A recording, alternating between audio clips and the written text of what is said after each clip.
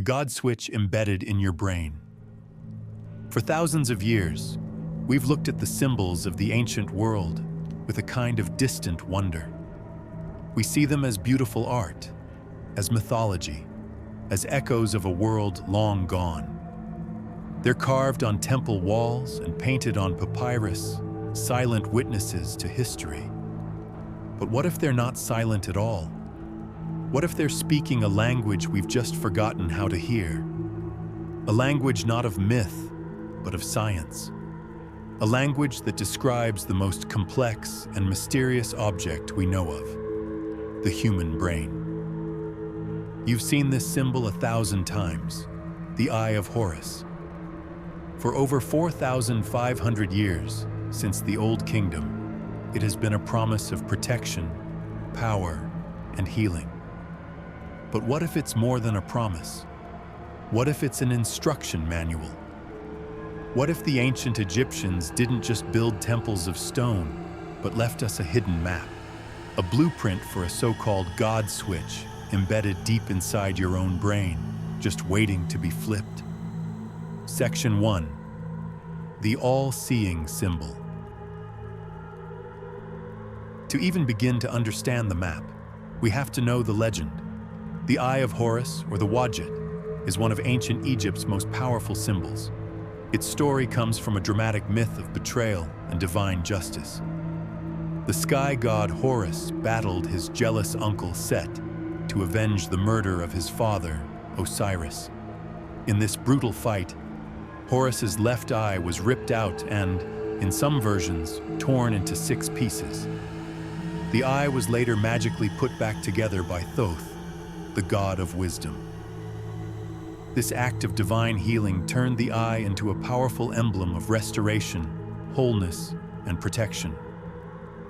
From the Old Kingdom all the way to the Roman period, it was one of the most common symbols used in amulets and painted on coffins to keep both the living and the dead safe. The symbol was so powerful, it was even adopted by nearby cultures. The 6 parts of the eye were also assigned fractional values in Egyptian math, which some believe corresponded to the 6 senses, with thought itself being counted as a sense. For thousands of years, this has been the story, a potent myth about good triumphing over evil. But this is where the conventional story ends, and our journey begins. What if the myth was just a container for something far more real? Section 2.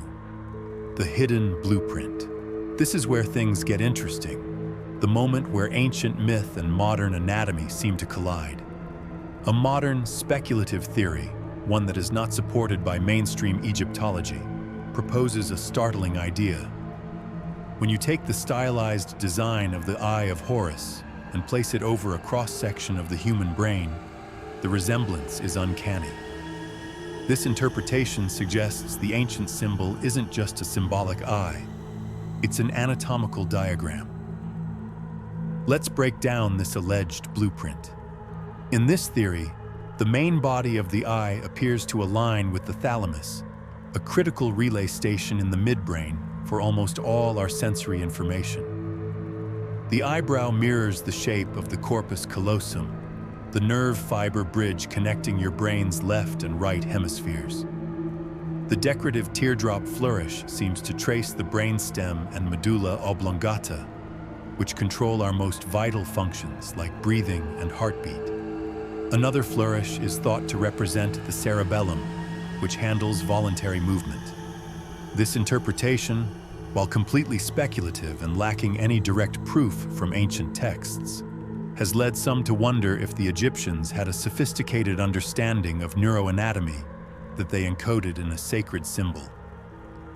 It's important to be clear, while Egyptians did describe the brain and the effects of head injuries, there's no historical evidence they had this level of detailed anatomical knowledge. Still, the theory suggests the Eye of Horus isn't just about protection from outside threats, but a map to our own consciousness. And right at the center of this map, where the pupil would be, sits a tiny pine cone-shaped gland, that has fascinated mystics for centuries. This is the focal point. This is the pineal gland. Section 3. The gateway, the pineal gland. Located deep in the geometric center of your brain, the pineal gland has been called the seat of the soul and the third eye by cultures all over the world. The philosopher Descartes famously called it the place where the mind and body meet. In this modern anatomical interpretation of the Eye of Horus, the pineal gland is the pupil, the very center of perception. This has fueled the radical theory that the Eye of Horus is a map showing us the location of a God switch. Scientifically, the pineal gland's main confirmed job is producing melatonin, the hormone that regulates our sleep-wake cycles. It's our internal clock, sensitive to light and dark. However, esoteric traditions believe its function goes far beyond just the physical. They propose it's a dormant organ for spiritual perception, a gateway to higher consciousness and intuition. Some theories even suggest the pineal gland can produce DMT, a powerful psychedelic sometimes called the spirit molecule. However, this remains a huge point of scientific debate. While trace amounts of DMT have been found in the pineal glands of rats, and the enzymes to make it are in the human brain, there is no conclusive evidence that the human pineal gland produces it in amounts large enough to cause psychoactive effects. Whether a chemical gateway or a purely energetic one, the idea is consistent across these beliefs. This tiny gland is seen as a bridge between our world and other dimensions of awareness. If this is sparking your curiosity, and you want to keep exploring the hidden connections between ancient wisdom and modern science, take a second to subscribe. We're all about digging into these mysteries and challenging how we see the world. You won't want to miss what's next. Section 4. The Lost Knowledge. If this fringe theory held any water, and the ancient Egyptians did possess this kind of knowledge, why hide it in a symbol? Why not write it down plainly? Esoteric thinking suggests this was a sacred science, meant only for priests and initiates. The symbol would have acted as a key, protecting the information from those who might misunderstand or misuse it. Proponents of this idea argue that modern life has caused this inner eye to cloud over. Constant distractions, artificial light messing with our natural rhythms, and diets that some believe lead to the calcification of the pineal gland have made the switch dormant. The theory that substances like fluoride in water speed up this calcification is a common belief in these circles.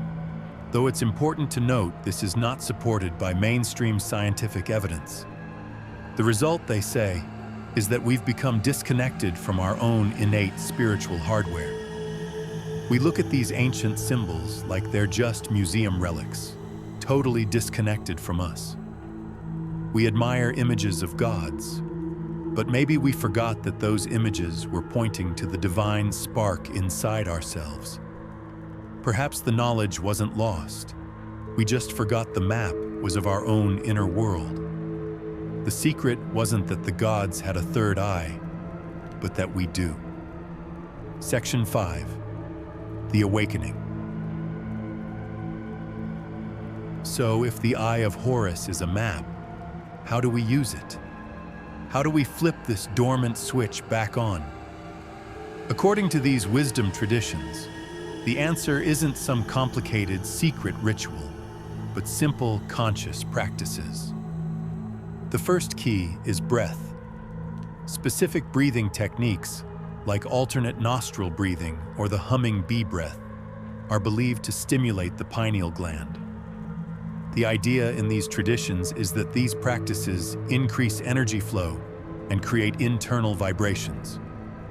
Some even speculate this could create a piezoelectric effect in the gland's calcite crystals, turning it into a kind of antenna. It's a fascinating idea, but one that is speculative and not scientifically established. The second key is a conscious relationship with light. The pineal gland is regulated by light. Reducing your exposure to artificial blue light from screens, especially at night, and getting natural sunlight in the morning can help reset your natural sleep rhythm. Some ancient practices even involved sun gazing at sunrise and sunset, with the intention of activating the third eye. The final key is meditation. By quieting the mind and focusing attention on the point between the eyebrows, these traditions believe you can activate this energy center. Visualizing a warm light in the center of your head is said to focus your energy and awaken the gland. These practices aren't about forcing something to happen, but about creating the right internal conditions for awareness to bloom on its own. It's about clearing the static so you can hear the signal that's already there. Conclusion. For millennia, the Eye of Horus has been a symbol of protection. But maybe the greatest protection it offers isn't from chaos in the outside world, but from the spiritual sleep within. The incredible possibility is that the ancients didn't just leave us myths. They left us a schematic of our own potential, hidden in plain sight. The idea that the Eye of Horus is a precise anatomical diagram remains a modern fringe theory, not a fact confirmed by mainstream history. But whether by unbelievable coincidence or by profound design, the parallel is there. It invites us to consider that the answers we're looking for aren't in ancient tombs, but are embedded in our own biology. The gateway to higher consciousness isn't somewhere out there. It's in the center of your head, waiting for you to turn the key. You were never meant to just worship the symbols.